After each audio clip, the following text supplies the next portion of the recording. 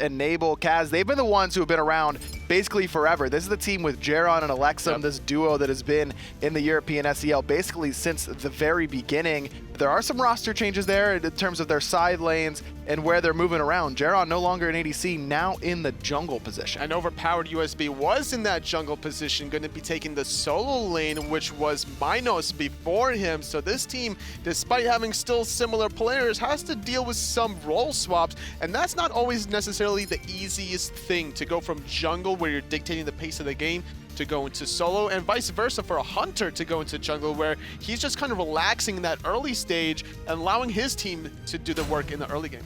Hunbat's going to be the first pick yet again. This time it's for CAZ. The bans 2 mages for CAZ, Zeus and the Morrigan. Enable focusing out some off-role junglers, basically, between Chang'e and Ravin. Cabrakan and Susano, 2 quick picks there for Enable. Susano was banned away in game 1. This time is going to be locked in for Enable. Both junglers on the table early here. A lot of damage between this Cabrakan and Susano, a lot of burst damage. CAZ is going to need to figure out ways to really deal with the mobility from Susano, preferably a Whirlpool maybe out of a Poseidon, and that's exactly going to be it. Yep. Just shutting down the Stormkata dash on the 3rd strike and that important jet stream to be able to teleport into safety. Alexum's played this character quite a bit during his time in the SCL, and it's going to be Medusa on the other side for Enable. Now, EU on the console scene seems to like Medusa in the mid lane a little bit more, so that's not necessarily guaranteed for the Hunter for Enable. But CAZ, I assume that Xingqian is going to be going in the solo, though we do see it in support from time to time. Every now and then, teams will mix things up by putting a warrior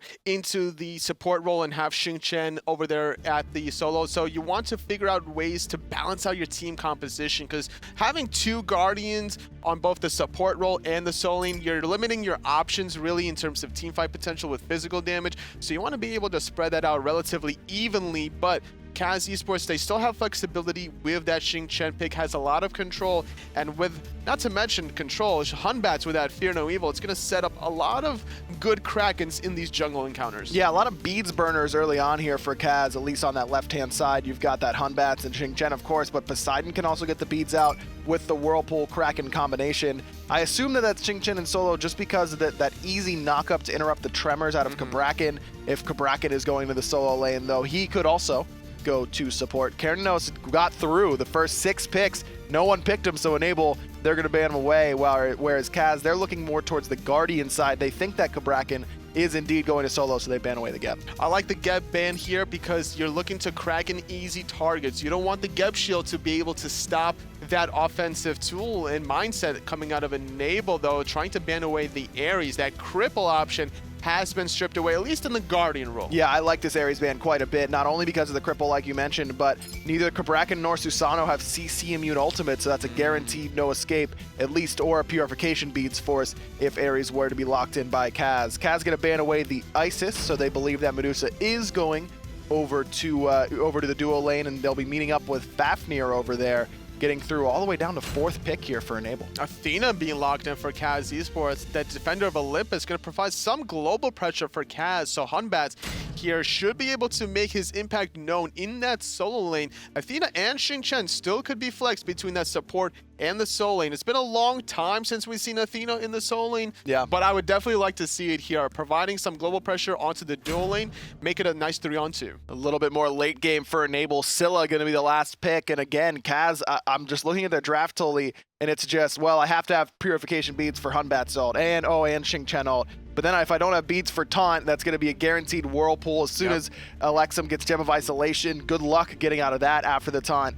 Well-drafted composition here for CAZ, but Enable just has a lot of outright strong picks. I mean, Cabrakan, Susano, Medusa, Fafnir, all near the top of their roles in terms of prioritization across the board by basically every team. It's going to be very important to see how Enable executes their composition accordingly. There's a lot of room of flexibility for CAZ Esports. Margin of error is the word I'm looking for, where like if you get an Athena taunt, okay, cool, you burn some beads. If you don't get the damage off, you just go again. if Enable misses some of their abilities, if Jaron uses his jet stream to go in, now he's going to be out of position if they don't find some sort of beads burner, maybe Aegis, and that some sort of regard. So Enable needs to execute perfectly in these little encounters. Enable is your Challenger Cup challengers, I suppose, to the CAZ Esports that have been reigning in the European SCL for quite some time. Slap is going to be the solo laner, Xing Chen in that solo lane, Hunbats for Pretty Flack, and then Ling Xiaohu in the mid lane with the Poseidon. Switch your Guardian player, and then No Compromise in that ADC. And as we mentioned, CAZ, they've been around for quite some time, just being all over the place, specifically Alexum and Jaron. Still looking for some sort of invades here. CAZ Esports, though, trying to get off the purple buff. Good job with them. Not going to take the red buff, though. Still looking for more options there in the solo side as they pick up those Fire Giant Elementals. Not looking for those mid-heartbeats quite yet. Still trying to get something else in bigger terms, looking for those buffs instead. Dobson's going to be all alone here on this left-hand side for CAZ, just trying to get as much farm as he can because he knows he's going to lose the majority of his jungle. But except for the fact that Alexum and Mush went over there and stripped it away themselves, specifically the red buff, securing that for Alexum, which is important in the early game for the Scylla, but who really needs that help clearing early on with that crush. Especially whenever you have Fafnir by your side. Fafnir not really known for a great lane clear, especially if you're going to have this enemy support in your face to intercept that hammer, preventing the lane clear from even happening in the first place, but not really wanting to take too much damage. Pretty Flag backing off. If you get stunned out by the Fafnir, incoming Scylla root, crush combo, avoiding that at every single cost possible. So if you're Dobson, are you pleased with the fact that you've been alone up against two in this lane thus far? Would you rather see Switch rotate out and give you an opportunity to take the 1v1? As long as he's not losing too much farm here, he's trying to rush out this Transcendence by going Bluestone into Morningstar. Having a lot of extra mana MP5 would help him spam a lot of abilities, especially against Compromise on this Onherd. That's also one of these ability hunters that has flexibility towards being a damage dealer, but as long as Dobson's not missing out farm under the tower, he should be in a good spot despite the purple buff being stripped away from him because he's getting solo farm, whereas the Onherd isn't. He's sharing it constantly. And then we saw as well the support there for CAZ. The Fafnir went for the Lono's Mask. This is the first time we've seen this in competitive play, Toli. What do you think about this pickup specifically for Fafnir coupled with that Watcher's Gift? I like the idea because it's a very greedy build for a very greedy god. Fafnir is known to have a lot of gold in hand, and this god is going to be benefiting that because you get more protections the more gold you sit on. And with this new starter item, once you finish off the stacks at about 75 or so, you're going to get an extra 400 gold at your disposal. So you're just looking to rake it in, and then as soon as you're looking for that right timing to pick up a next item, you're going to sell this for a pretty good marginal profit. Exactly. This is an item that is new to Smite, added very, very recently, and it stacks up using that same Watcher's Gift mechanic where you don't want to get last hits. You want minions to die around you without you being the one to kill them. And as you mentioned, Toli, once you hit 75 stacks, you're going to get a nice boost of gold, as well as the fact that you're getting extra health with each one of those stacks. Makes you a little bit more tanky in the early game, but it's really picked up more so for the gold gain than anything else. And we've seen the dual lane, level 5 versus 4 on the Hunter, just now hitting 5 as the Honor, but mid lane trying to force something out. The Purification beats from Jaron having to be expended there. The Susanoo not getting the better end of things. That's a big win there for Enable, getting that Purification beats out. As we mentioned, Jaron on the Susanoo doesn't have a CC immune ultimate. Typhoon doesn't help you out in terms of getting out of any sort of crowd control, and there's plenty of that on the side of Enable. You know Pretty Flacco is just going to be looking for Jaron with that Fear No Evil as soon as he can. Absolutely. You can use the Typhoon to disrupt the combinations of abilities coming from your enemies, but it's not going to help you get out of dodge. Dobson looking for some sort of poke potentially as he hits level 6, but instead looking to back off as the buffs are about to respawn. And then in the mid lane, the early exchange, no ultimates were really used by Enable just to be able to get that relic off of Jaron. Instead, it was one Athena dash taunt, and that's something that is going to enable them to constantly get more of these relics off the table. I see what you did there. Enable's Enable. Well done. We're off to a great start here at EU Relegations. Jaron in the jungle, you mentioned a little bit before we went into picks and bans, Toli. How difficult of a transition is going from the hunter role to the jungle? Well, like I mentioned before, Hunter, you're looking to passively farm in the early game, looking to get your items, whether you're stacking Devil Gloves or the Transcendence. That's when you're going to start getting online with the physical power. Whereas a jungler, you have to be in the front line at every single point of the game, more or less, and trying to make the important calls. The only thing you're calling as a Hunter is like, hey, my Hunter's missing. Hey, watch out. He might be on gold. I don't know. I'm getting dove in the back. Someone help me. That's basically all any backliner needs to say, right? Pretty much. Just help me, and I'm dead. And then you complain about it. That's the way you do it, at least in the back line. At least that's the way I used to do it. Alexum backs and finishes off a Book of Thoth very early on. He went for that Soul Trap start. A little bit of, it's a lot of power, actually, in that mid lane, but no starter item. Though a lot of the times we see these mid laners go for the boots and then into the Book of Thoth if they're going for that Soul Trap start. Alexum decides he doesn't need any extra mobility right now and instead decides to start stacking up that power item early on. Do you like that decision, or would you rather have seen him gone for the mobility? It's an interesting investment because for 1400 gold, you're getting a lot of power, and that's not a bad idea for even an early game Scylla.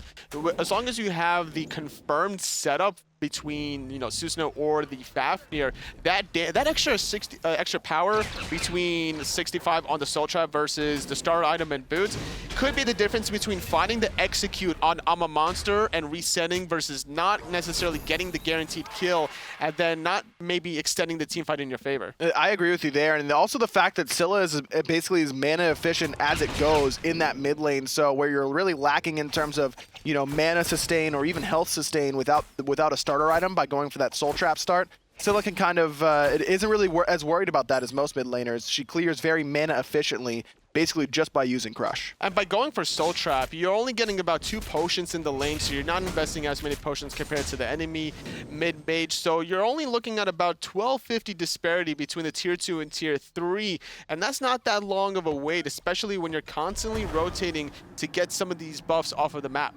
Mush doesn't have that Lono's Mask completed quite yet, but does have the Travelers, whereas Switch, he went for the Reinforced Greaves. If you would have asked me which support's going Reinforced Greaves and which is going Travelers, I would have told you that they would be switched. Switch would be the one with the Travelers, and it would be Mush with the Reinforced, just because of the amount of CC, that crowd control reduction would be very, very helpful, as well as the fact that the Whirlpool and Fear No Evil stack up that Reinforced Greaves passive very, very quickly. Absolutely. 20% crowd control reduction is nothing to scoff at, especially against an Athena taunt that's going to last for 2 seconds once that's maxed out. Making that about a 1.6 second is going to be very impactful for Mush, but instead relying on that Draconic form to be able to avoid a lot of this heavy burst damage coming out of Enable in form of the Kraken. Dobson uses the Petrify to clear the wave and put a little bit of extra poke on the No Compromise, but he's going to be able to jump away without too much of a worry. No life steal, but does have that Death's Toll to give himself a little bit of sustain in that lane. I think Dobson was just hoping to catch No Compromise sleeping, basically, but with Switch there, the On Her knew he was fairly safe. Dobson having a power spike of that tier 2 Transcendence, whereas No Compromise hasn't backed for his second completed item yet, still sitting on the Death Soul and the Warrior Tabby. Now Dobson's going to allow No Compromise to back off with that wave right in front of your face. You don't really want to walk past that wave to stop your enemy from backing, despite having that nice little power spike, because you never really know who's coming around that corner. However, as I said, that CAZ Esports has great vision around the gold. Taunt onto Alexum, jumped onto by the Hunbats, but no real commit out of Enable.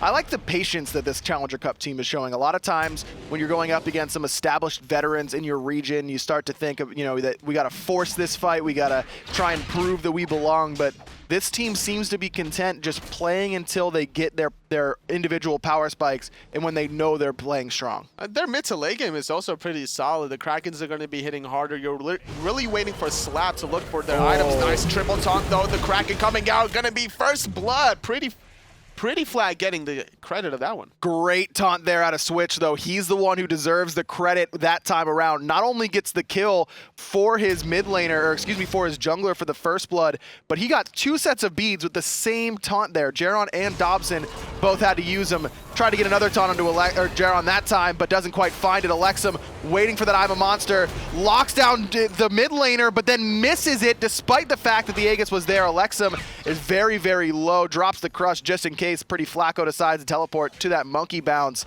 but the Poseidon gets pretty lucky to get out of danger there in the mid lane. Missed opportunity, overpowered USB, made the rotation, but the pull didn't come out after the jet stream. The cooldowns did not line up. Slap trying to find somebody out of position with that ultimate, but the double dash was just not enough to cover the distance. Needs to be level 12 for that second slot relic. Maybe could look for Blink after that missed opportunity. Basically sloppy all around in the mid lane there from both teams. A little bit too hesitant from Alexum, though that Aegis was waiting. I think he was trying to bait that out of Ling Xiaohu, but a little bit too patient for the mid laner. A couple missed ultimates on the both sides, basically. But again, it's Enable on top. They're the ones with that first blood. And for me, it's been Switch. I mean, that triple taunt, we already talked about it. Yes, then he misses the taunt in the mid lane on Geron, but if Enable's able to play around their support and trust him to get some good taunts off, that's where this composition really excels, is playing in that 3v3 where Switch can be the beads forcer. And by shutting down the Guardian or the jungler, now you're in turn also shutting down Alexum. A lot of damage dealt onto Ling Xiaohu, but Switch right around the corner to be able to get him out of trouble. Alexum not able to get the confirmed kill earlier on. He was really hesitant on that I'm a monster, waiting for that Typhoon knockup, and because of how long he was sitting on that ultimate, he was forced to use it before it would expire, and a missed opportunity for at least a return kill.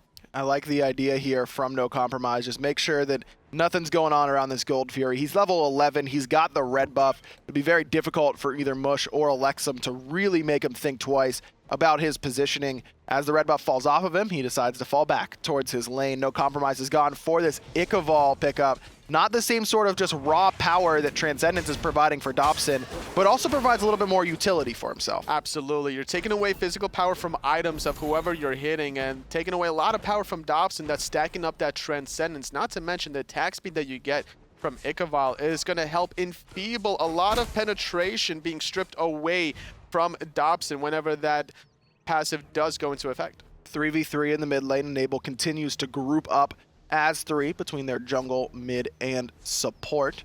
Not a lot to farm right now on the map, except for these oracles that are about to respawn. Red buff is still standing for Enable, but they're going to try and get this neutral objective first. Switch just waiting. You can tell he's looking for that dash taunt, but instead Enable decide they would rather take the objective and not the fight, because look how many sets of purification beads are up for CAZ. That's the one thing that I think teams need to be wary of up when you're playing with an Athena, is if the enemy team has their purification beads, it's pretty easy to use those and then just immediately turn on the Athena that dashed into you. And CAZ, recognizing this, just lit up the Gold Fury like a Christmas tree with wards all across, behind it, in front of it, to the side, having 2 sentry wards on the top left mid Harpies, and then one right above where the Oracles does spawn that vision. Still haven't seen too much action here between these two hunters, surprisingly enough. 2 different sets of power spikes. Once the Transcendence 2 from Dobson looked for something, but then the rotation from Switch happened, whereas No Compromise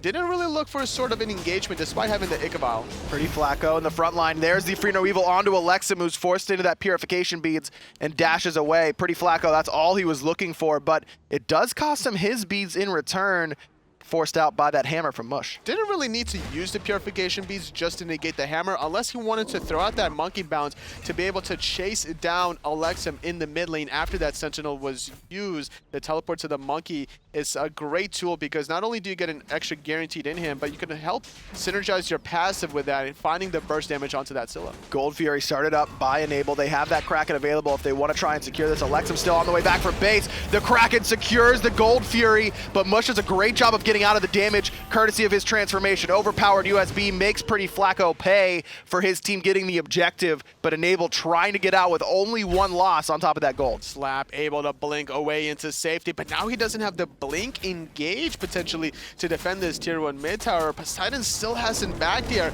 and without the damage and the control from that, Slap is just going to absolutely fall. Defender of Olympus buying him a little bit of time, but it's not enough. Overpowered USB getting that one. Huge taunt from Switch once he lands, but there's no follow-up for him. No Compromise. I don't know if he was paying attention, really more worried about his own life. Tier 1 tower is going to fall, as is basically standard. When one team gets the Gold Fury, if they didn't wipe the opposition, you're basically giving up your tier 1 tower in response. But the problem for Enable is that they lost 2 kills there and not just 1, and now it looks like the Portal Demon is soon to follow. CAZ Esports does a nice job of evening up this game after that Gold Fury secured by Enable. Duran even negating the Portal Demon just to strip away the speed buff from Pretty Flag, and that's allowing them to get back into it. They were down a little bit after that first blood, but doesn't matter once you get the objectives.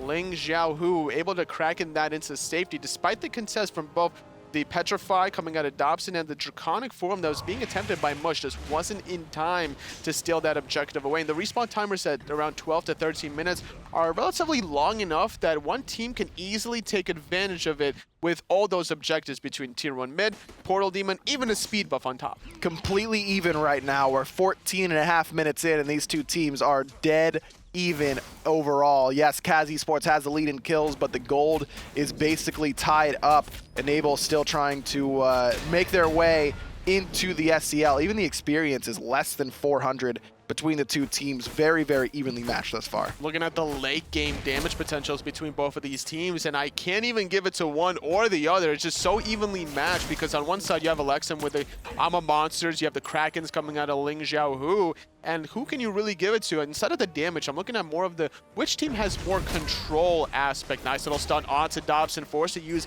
that Aegis. Mush even using the Draconic form just to stop the chase from happening. Very good play there out of Enable. Invest literally nothing outside of some regular abilities to get not only an Aegis out of Dobson, but the ultimate out of Mush. And that Fafnir ultimate, very impactful, even when the Gold Fury is down, just in terms of turning team fights around. Whenever Fafnir goes up into that Draconic form, he's basically another solo laner. That's how much damage he does and how hard he is to bring down. About 130 seconds remaining on the Relic from Dobson, about 70 from Mush. Nice little taunt onto the Fafnir. Barely taking any damage from the Indians. A blink from Flag, finding the Fear No Evil. Overhand smash into the Impale. Desert Fury wasn't necessary, but just for good measure. Very well played there out of Enable. They even the kill total at 2. Geron's made the rotation, only finds 1 with that Wind Siphon. Typhoon gonna knock up Switch, but I don't know if he's the right target here. Pretty Flacco's trying to jump away and just is able to get out of that lacerate. Petrified, not enough to clean him up. Meanwhile, Ling on the backside hit Alexim with that Kraken, but not enough to knock him down. Dobson putting some good damage, and a great Wind Siphon of Geron puts Switch back in trouble. The Aegis buying him a little bit of time. Defender of Olympus mitigating a lot of damage. And I like the play from Ling Xiaohu because he used that Whirlpool Kraken onto Alexim that basically got the Scylla out of the fight. So now that means you invested your Kraken to make sure that the rest of your team doesn't have to deal with the Ama Monsters and even the Root Crushes, as Alexim had to go back to base. Now, unfortunately, that put himself out of position to take too much damage, resulting in a loss of a Tier 1 tower. Tier 1 tower on the left side falls, as you mentioned. Wind Siphon from Geron, not quite fast enough to catch that somersault coming out of Pretty Flacco. So Enable continues to out-objective, at least in terms of towers, their opposition thus far. They've got 2 Tier 1 towers knocked down. Enable still looking to knock down their first. Getting a little bit more space control is always a nice thing to do. If you want to chase down the enemy, you don't have to worry about diving Tier 1 mid, Tier 1 in the dual lane, and now you still have your own Tier 1 towers to duck behind, not to mention having some sort of vision.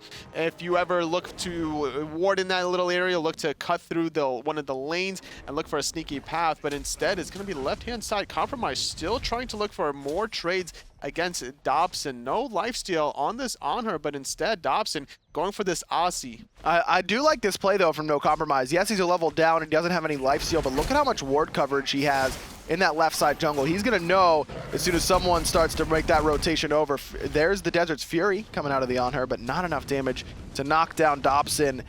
Has the opportunity to maybe get this tower here, but with the rotation coming from Mush, No Compromise decides to back up and just let it go. And the thing about Dobson versus No Compromise is Honor can make these kinds of aggressive plays because he has the Athena, whereas Dobson can't. He doesn't have the same global pressure on his side with Mush. Instead, he has the attack speed steroid out of the form of the Coerce, and that's going to be a different sort of style between objective fighting versus lane boxing 1v1. Important set of oracles go the way of Enable with that Gold Fury just respawning. That's guaranteed vision for the Challenger Cup team that CAZ Esports is going to have to deal with if they want to try and pull that Gold Fury.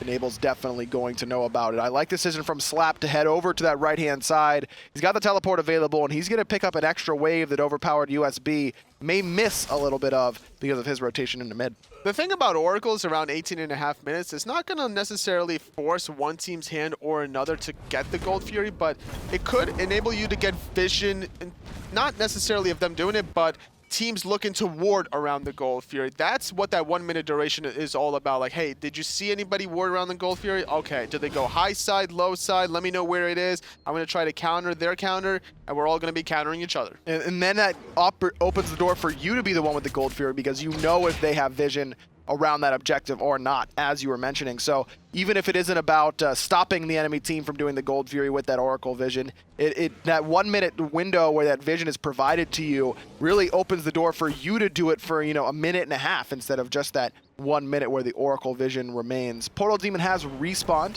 as Jaron finds one with that Wind Siphon. And there's the Fear no Evil on top of him. Nice Aegis though out of the jungler. Gets him out of that Kraken. That's two big teamfight ultimates now down for Team Enable. A lot of slow there with that Gem of Isolation from Poseidon, but caught in a 1v4. Slap gets pulled back in, forced to use the ultimate. Defender of Olympus as well. A lot of peels for the Xingqiang. Even the meditation coming out, but Draconic Form hits it. The Ama Monster finding the reset onto Switch as well. That's going to be 2 dead for Enable. CAZ taking the 2-0 there in terms of those kills. Great plays out of overpowered USB. That Sunder coming up big there. That's what makes Slap so squishy in that engagement in Alexum with a nice 2-set of Ima Monsters there. This Gold Fury is going to go down totally. That's going to be CAZ Esports, their first Gold Fury of the game. Enable's trying to start up this Portal Demon, but I think they were a little too slow to start this up.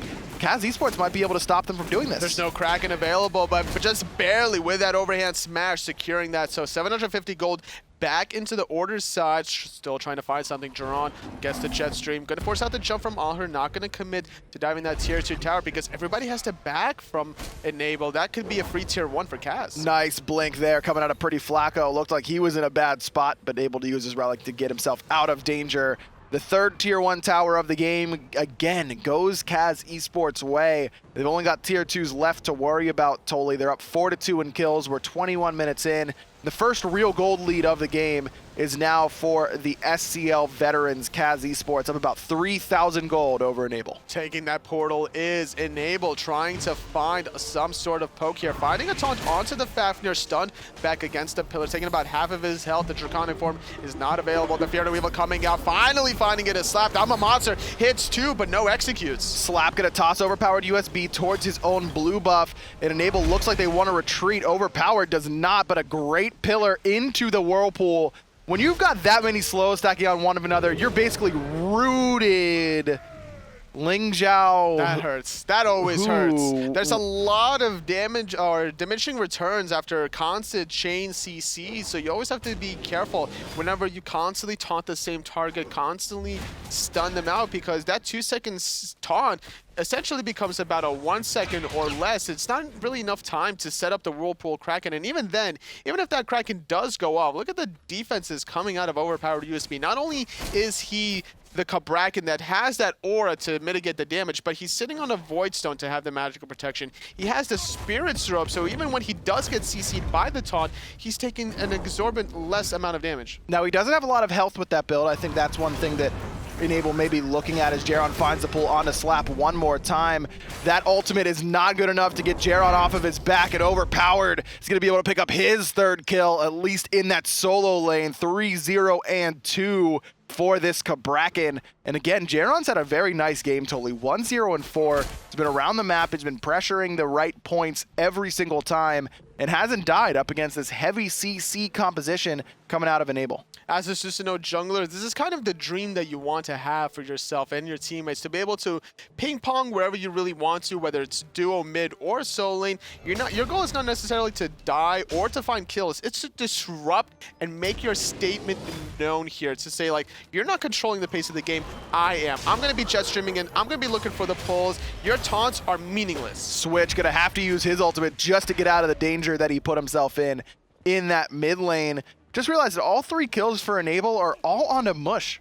for CAZ, and that's really not that bad. I mean, that means that Alexum, Dobson, Jaron all have been able to get their power items online without fear of dying, basically, at all. Pretty Flacco realizes that CAZ has started up this Fire Giant. Portal Demon still has a while to respawn, so CAZ, this is their only option around this objective. Only have about 3,000 gold right now. A bit of a risky pull. There's a taunt from Switch. Only finds the beads out of Alexum. That Kraken not going to do a whole lot, but you can say the same about that I'm a Monster. Pretty Flacco around the back. Finds the Fear No Evil onto Alexum, but he's going to survive. Switch can't say the same about him or the jungler, Pretty Flacco. CAZ finds 2 kills. Alexum dashes forward into the mid laner, and Ling going to make him pay. Definitely not a wise decision to isolate yourself away from the rest of your team. Alexum trades out himself for Pretty Flacco and Switch. Could have been a lot cleaner coming out of CAZ. They pulled the Fire Giant, got it to about 50% health. They forced Enable's hand to try to stop this important objective. They put themselves in an awkward position where Drone had to dive the back line, and then we saw a nice little dash taunt from Switch, but didn't really find the right targets, and a lot of missed abilities from both mid-mages in that last encounter. Yeah, that last fight, I feel like CAZ may have been able to start up the Fire Giant with the 5v3, but instead they decided to chase kills, and Alexum all by himself dashes in point blank against a Poseidon, and point blank is where Poseidon wants you once his Kraken is down. Tidal Surge is a very slow ability that you have to be close to hit consistently. And then that Trident is obviously a ton of damage when you're up close to him. Alexum has a lot of damage between the Book of Thoth, the Spear of Desolation, almost finishing off that Rada Tahuti, but you can't disrespect the damage coming out of Ling Xiaohu, despite not having the same amount of magical power with a slightly more utility style with a Gem of Isolation. Dynasty played Helmet, the 33% magical penetration from the Obsidian Shard. The Poseidon, like you mentioned, with all those abilities at level 18 or 17, still does a lot of damage at the 25-minute mark. And without any relics from Alexum between the beats or the Aegis, that was a guaranteed death on his part. I mean, Tidal Surge hits like a truck. It's just a matter of can you actually hit it. And in team fights, it's very difficult to do so on anything but the frontliner who's right in front of you. But when a backliner puts themselves right in position for you to get smacked by that wave, it's a pretty easy job there for Ling. And Nabel able to hold despite losing that team fight overall 2-1. CAZ still in the lead in terms of kills and gold, but not by a whole lot. And as you mentioned, Enable's team composition with this amount of lockdown does continue to get stronger as the game goes on. I think the idea here for Enable, their biggest problem in these team fights in my mind, oh, hold that thought, double taunt out of Switch in that mid lane, and that Kraken is gonna gobble up 2. Jaron and Alexum, the longtime teammates, fall together. Overpowered USB does return a kill here for CAZ, but already losing their 2 big damage dealers. The Frenzy was popped by Mush after the Draconic form. Not really enough follow-up damage. Nice little taunt onto Dobson yet again into the knockup route coming out of Slap, chasing down Dobson with the on-her jump, no compromise, looking for the damage, but Slap gets returned a lot of damage. Have to respect the damage potential out of overpowered USB. And I was just about to say it, Tully, there's not enough baiting relics and then re-engaging. That's what this entire composition for Enable excels at, and instead they were using Kraken off the first taunt. They were using Fear No Evil at the same time. They weren't spacing out their abilities.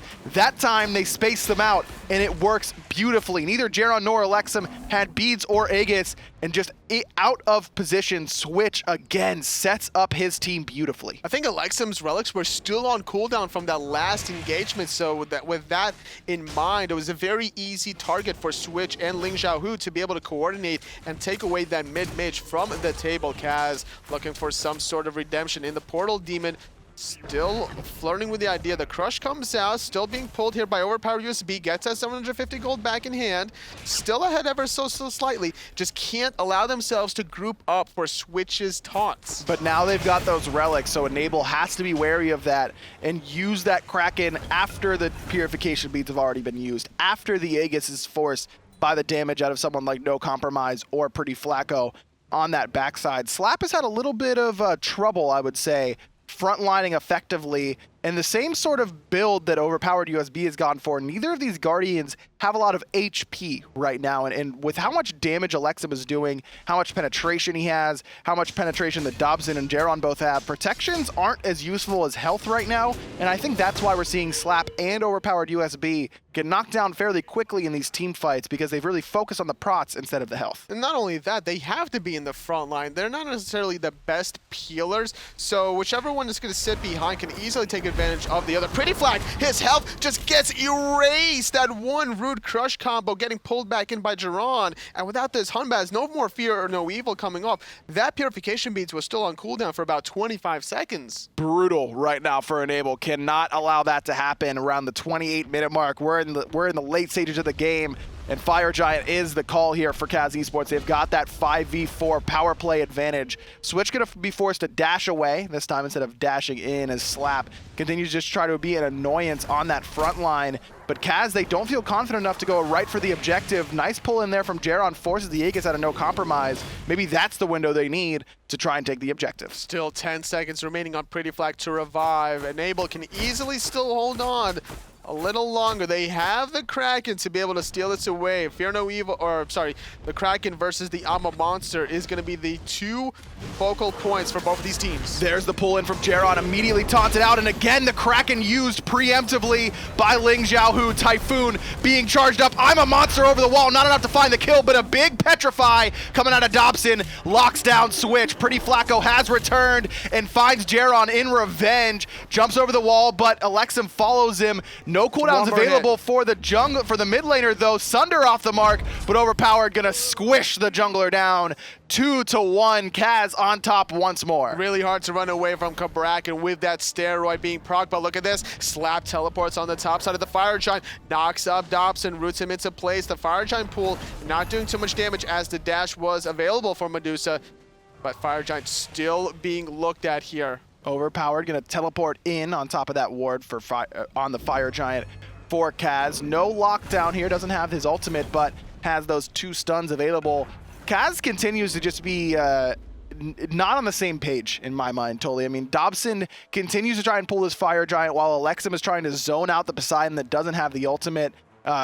Just not seem to be on the same page in terms of what they want to do around this objective. I think it's more of a baiting tool because Dobson has the lifesteal on the Yassi. He has a lot of objective damage with the Titan's Bane. That's a huge amount of percent penetration, and there's a lot of protections on the Fire Giant. So that's a great build here coming out of Dobson just to be able to secure this great dash from the Medusa, just to dash away from Switch's taunt. And Mush is able to steal away that speed buff. No compromise is done with this Fire Giant dance. He's going to that left side to split push, and Overpowered doesn't have that teleport. I'm a Monster from Alexim finds Ling Xiaohu and makes him pay. Great pull out of Jaron, finds 2. Slap trying to get away. He'll be able to just barely, but a great fight there out of CAZ. Overpowered sets up Alexim beautifully, and CAZ finds 2 more kills. Jiron's not done. He dove beyond the tier 2 just to find Slap. 3 for nothing, no compromise.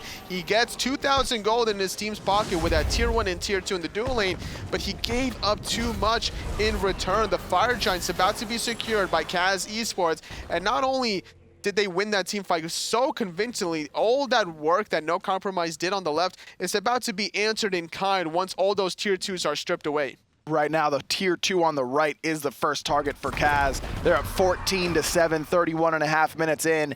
And again, they're the ones who take the objective after the team fight.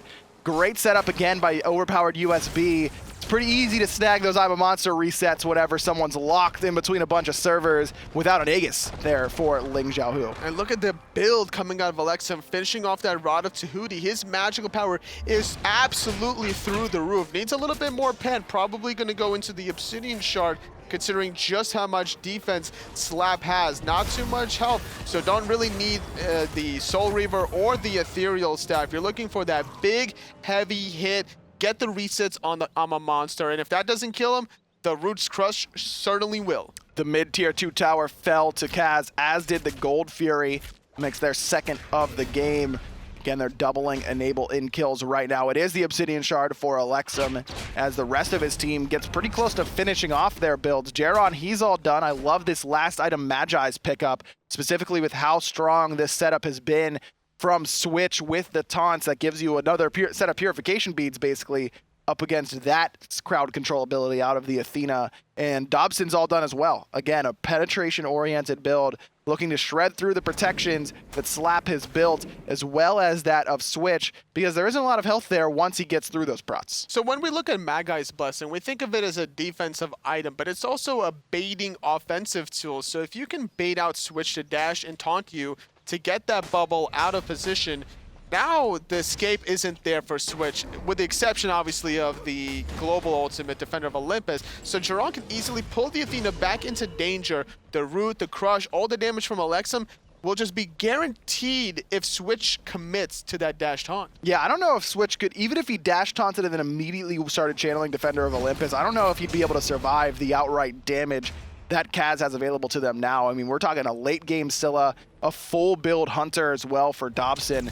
There's a lot of damage on the board, and whereas in the early game you can dash taunt fairly safely on Athena, not really the same in the late game. Have to be very wary of your positioning. Jaron gonna find 2 with that Wind Siphon, but it's just there to get a little bit of poke onto the enemy Hunter. Saves his Magai's Blessing, didn't get hit by that knock-up root combination out of slap. There's the blink forward by the Soul Later, but he's getting shredded by Dobson. Big damage out of Alexum's Crush as well. Frenzy popped by CAZ Esports. They knock down that tier 1, or excuse me, that Phoenix on the left, and Alexum finds the reset on the slap with the I'm a Monster. Kraken's good there from Ling Xiaohu to knock down the mid laner very low, but that Desert Fury not quite enough to finish him off. He gets up and over that wall. Barely able to escape with the Sentinel. Jaron in a sticky situation. He has to jet stream away. Jumping back into safety is Pretty Flacco, finding 2 Phoenixes with the Fire Giant. CAZ able to walk away for a little bit longer. Still on the hunt though. Pretty Flacco doesn't have Fear No Evil, doesn't have Blink, but doesn't want to let these low health targets get away for free. He may not want to totally, but I think he has to. Look at how healthy the front line is for CAZ Esports, and Dobson as well. Still has his Aegis, still full HP. Portal Demon falls to CAZ Esports. That's going to turn red and give them an opportunity to just pop right back out by that Fire Giant and start their siege on the right-hand side. Almost a good defense there by Enable. They almost killed both Jaron and Alexum, but almost doesn't really do a whole lot for you. They lose both their left and mid Phoenixes in that engagement, and now they've only got 1 structure left to defend their Titan. This Frenzy pickup from Mush has just been so powerful in the mid to late game team fights. So even if like you don't necessarily hit your abilities, the in-hands from Dobson are just going to absolutely melt everybody away. Alexum is just there for good measure to confirm any target that gets guaranteed set up by overpowered USB in those stuns, in the tremors, in that Kabrakan ultimate. It's so easy to confirm the Root Crush or the I'm a Monster. And you've got extra penetration with that upgraded Frenzy for Mush. So everyone on his team is getting extra pen, extra attack speed, extra power as well. And as if that the late game damage wasn't enough coming out of CAZ, that just amplifies it that much more. Fire Giant gonna respawn in about 25 seconds here and Enable know they have to push up their left and mid side if they want to defend this. And something that I really like coming out of CAZ is the way Jaron has been playing this whole game, especially that encounter on the left side, Phoenix finding the pull onto the on her and then immediately storm-cutting away into safety. This is the telltale sign of what makes a jungler good or great. And overpowered USB, his transition from solo, or excuse me, from jungle to solo has been pretty impressive as well. 6-0 at 8, playing this jungler-esque god in Kabrakan, just trying to make that transition as easy as possible. But his setup for the rest of his team has been really, really solid and has not been locked down and killed once. Both he and Dobson, the 2 side laners for CAZ, have clean death totals, 0 for both side laners for CAZ Esports as they pick up their 2nd Fire Giant of the game. No contest whatsoever out of Enable, who now have to try and just defend their last remaining objective on this right side. An interesting strategy that Overpowered does is by building so tanky, all he really needs is that Sunder for the damage amplification of the rest of his team. Switch gets baited in, the Fear No Evil not on the mark at anybody. Great separation from CAZ, forced to jump away back into safety, but Slap overcommitted. Alexum used the I'm a Monster, but it wasn't even needed. Knock up there onto the jungler, and Alexum gonna crush him over the wall. 17 now for CAZ Esports. They knock down that Phoenix, and now they're looking for the Titan. Dobson, he's more worried about the kills in the enemy fountain, but CAZ Esports took them 37 minutes, but they take game 1 over Enable.